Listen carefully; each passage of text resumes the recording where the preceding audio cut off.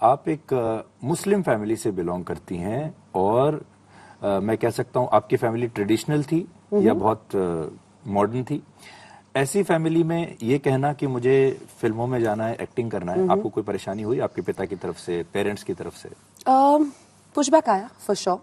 और डेफिनेटली मैं कहूँगी कंजर्वेटिव मुस्लिम फैमिली है। जैसे मैंने बताया थोड़ी देर पहले, मेरे पिताजी ने अपना रेस्टोरेंट बिजनेस शुरू किया 1977 में।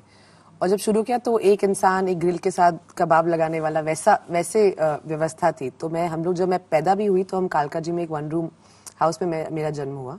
और उसके बाद जब मैं आई थिंक 6th या 7th स्टैंडर्ड में थी तो हम लोग GK1 जहाँ मेरा घर अभी है वहाँ शिफ्ट हुए। तो I think as a family हमने स्लोली मतलब लोगों को लगता है मेरा परिवार काफी वेल्दी है, ऐसा है नहीं। हमने सारे स्टेजेस देखे हैं एज अ फैमिली। बट क्योंकि my father has been a self made man, I think बचपन से हम सबको इनकरेज किया गया था।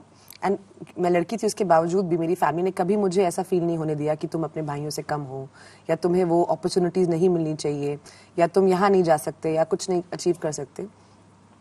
एंड मैंने भी उस चीज को वैसे ही लिया। तो डेफिनेटली जब मैंने ये अनाउंस किया कि मुझे फिल्म में ज्वाइन करनी है तो पेरेंट्स थोड़े चिंतित थे, क्योंकि हम बम्बई में किसी को जानते नहीं थे। तो उनको था कैसे रहोगे, किसी को जानते नहीं हो, हमारी कोई फैमिली नहीं है वहाँ पे, इंडस्ट्री में कोई किसी को मतलब कुछ कनेक्शन नहीं था। पर मैं कहा नहीं, मुझे करना है। एंड माई मदर तो वॉज वेरी अपसेट। डैडी से मैंने बात की और मैंने बोला पापा अगर आप नहीं मना कर देंगे तो नहीं जाऊंगी मैं। ये 6-8 महीने डिस्कशन के बाद ये वो आया था। तो उनका क्या करना है तुमको, तुम MBA कर लो या रेस्टोरेंट बिजनेस ज्वाइन कर लो या शादी कर लो, जैसे होता है पेरेंट्स का। तो मैंने बोला नहीं, मैं नहीं जाऊंगी, क्योंकि मैं आपसे बहुत प्यार करती हूँ और आप मना करेंगे तो नहीं करूंगी। बट हाँ, मे बी लाइफ में कभी 40-50 साल की उम्र में बहन का रोल या मम्मी का रोल ऐसा कुछ करूँ, क्योंकि मुझे वाकई ये शौक है।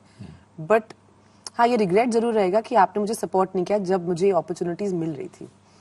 And my father is very close to me and got very emotional. तो आंख में से आंसू ला के उन्होंने बोला नहीं, तुम जाओ और करो। और उनकी शर्त सिर्फ ये थी कि 1 साल का समय है तुम्हारे पास, 1 साल में कुछ हो गया तो बढ़िया है, नहीं तो I don't want my daughter कि आप जाके फॉर एवर, एक जो डर होता है पेरेंट्स का कि आप फॉर एवर स्ट्रगल कर रहे हो। अगर होता है ग्रेट, नहीं होता है तो come back and do something with your life, क्योंकि हमने तुमको इतना पढ़ाया लिखा है, इसको वेस्ट मत करना।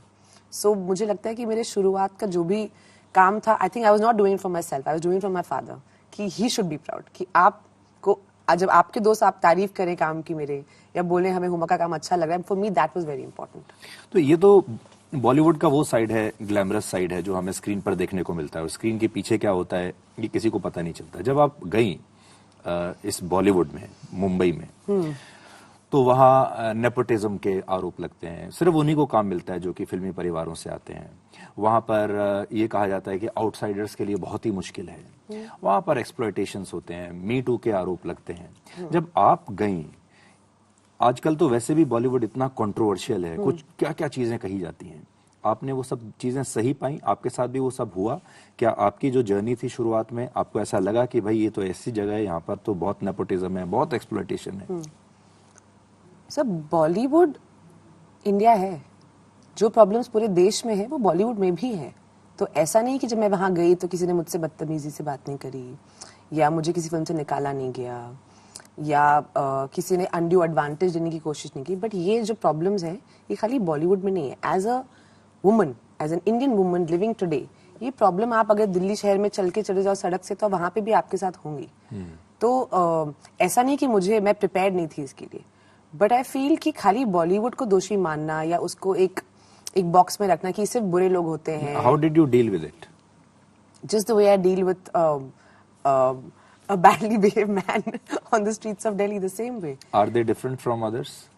No. जहां आपका प्रोफेशन जुड़ा होता है, देखिए एक तो ये है कि आप बस में जा रहे हैं, कहीं स्कूल कॉलेज जा रहे हैं, और वहां कोई आदमी आपको मिल जाए जो कि बदतमीजी करता है। एक जगह ऐसी होती है जहां आपका काम, आपका प्रोफेशन, आपका भविष्य उसके साथ जुड़ा हुआ है, होता है।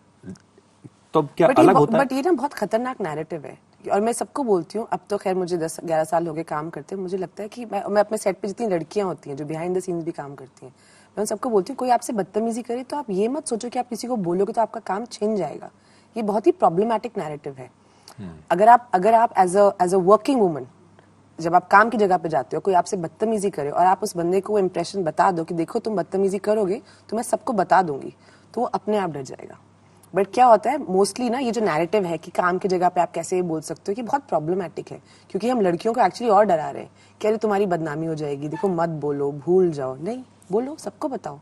फॉर एग्जाम्पल कोई मुझसे बदतमीजी करे, I don't need to go to the media for it, but I will tell every single person I am working with कि इस इंसान, ये बदतमीज इंसान है, इसे औरतों के साथ बिहेव करना नहीं आता है, इसने ऐसे मुझसे बात करी। आप उसको अपने सर्कल में तो बता ही सकते हो ना, और वो ज्यादा इंपॉर्टेंट है। आई फील क्या होता है, हम लोग सिर्फ उन केसेस के बारे में बात करते हैं जो सुर्खियों में आते हैं, जो हेडलाइंस में आते हैं, बट एक्चुअली वो मैटर नहीं करते हैं। मैटर ये करता है कि एक्चुअली आपके जो काम करने की जगह है वहां पे आप लड़कियों को कितना सेफ फील कराते हो। I think that is far more important.